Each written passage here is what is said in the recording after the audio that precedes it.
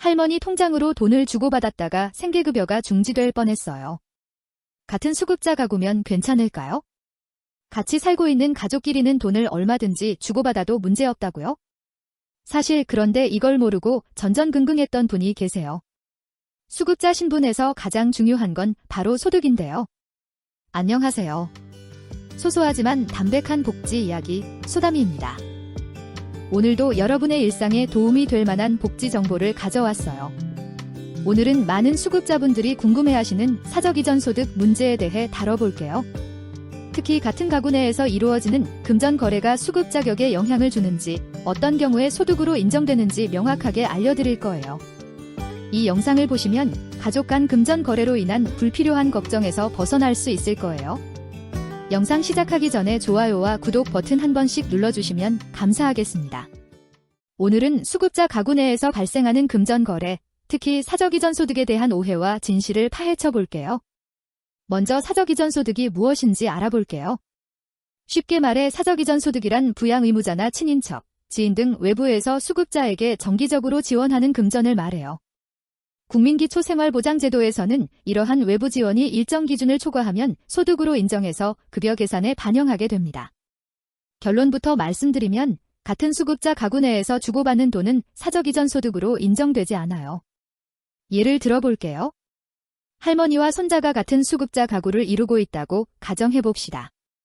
할머니가 매달 50만 원을 손자에게 계좌로 보내더라도 이건 사적 이전 소득으로 계산되지 않아요. 왜냐하면 이것은 단순히 같은 가구의 가구원 지갑에서 다른 가구원 지갑으로 돈이 옮겨가는 것과 같기 때문이죠.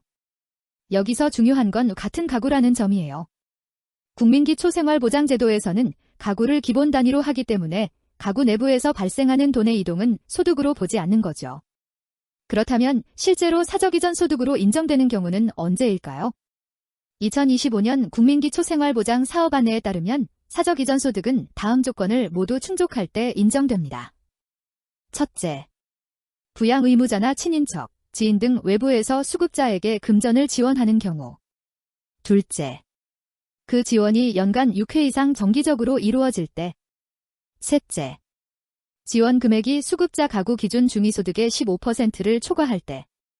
예를 들어 1인 가구 수급자의 경우 2025년 기준 중위소득의 15%는 약 35만 8천 원 정도입니다. 따라서 외부에서 매달 36만 원 이상을 정기적으로 지원받는다면 그 초과분이 사적 이전 소득으로 반영되는 거죠. 이 내용을 이해하려면 보장가구의 개념을 알아야 해요.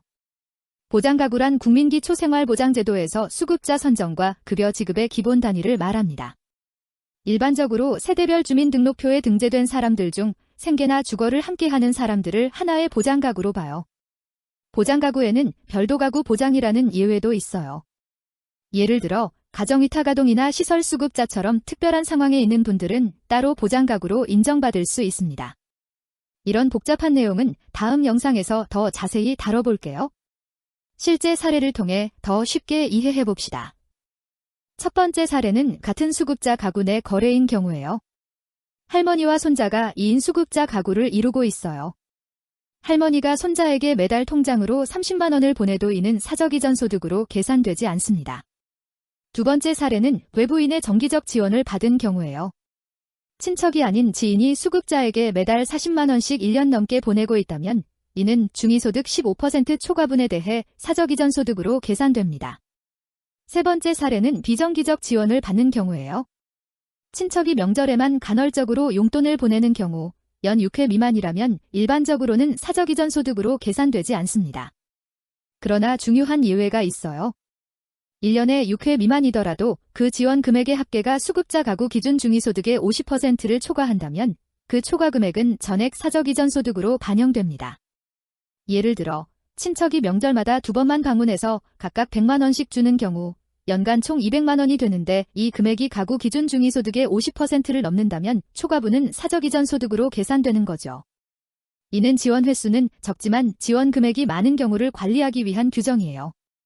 한 가지 더 알아두실 개념이 있어요. 사용대차 사적 이전 소득이라는 건데요.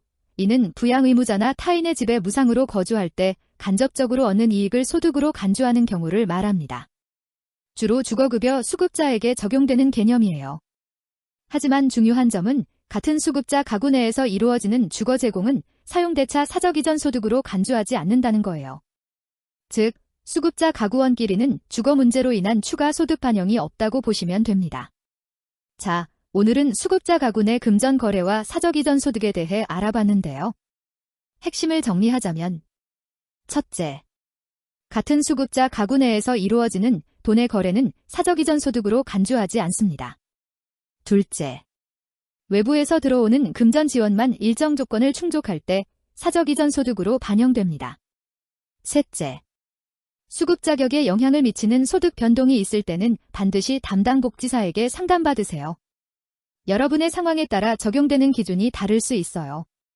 만약 비슷한 사례로 고민하고 계신다면 꼭 관할 주민센터나 보건복지상담센터에 문의해보세요. 혹시 여러분들 중에 비슷한 경험이 있으시다면 댓글로 공유해주세요. 다른 분들에게도 큰 도움이 될 거예요. 영상이 도움되셨다면 좋아요와 구독 부탁드립니다. 다음에 더 유용한 정보로 찾아뵐게요. 소담이었습니다.